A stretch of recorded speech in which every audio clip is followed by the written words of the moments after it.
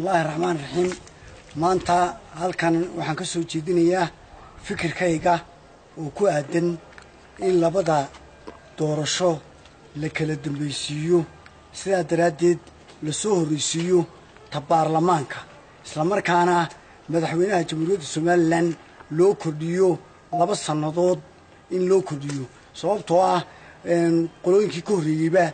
waxay ahaan jireen ilaa 9 sano iyo 8 sano iyo waxbay ahaan jireen marka waxaan leeyahay madaxweynaha ha loo kordhiyo 2 sano waxaan leeyahay markaasi ta baarlamaanka ha la soo horeysiiyo oo marka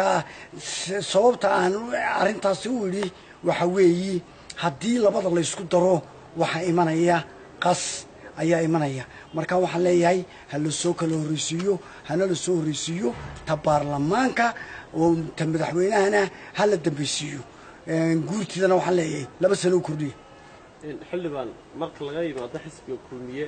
xisbiyada mucaaradka dalka ka jira wali ma dhisna habkoodii xataa iminka hadii doorashada la qaban lahaa ay ku gali lahaayeen doorashada marka la eego shirweynayaashoodii ugu dambeeyay may qabanin isqabqabsi badan baa ka jira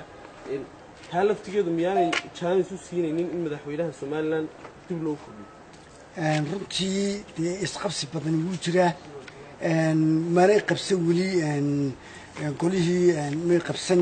golahoogii dhaxan iyo cidii ay dooranayeen may qabsan marka waxaan leeyahay taas lafteedu waa suurtagal in loo kordhiyo madaxweynaha su'aal kale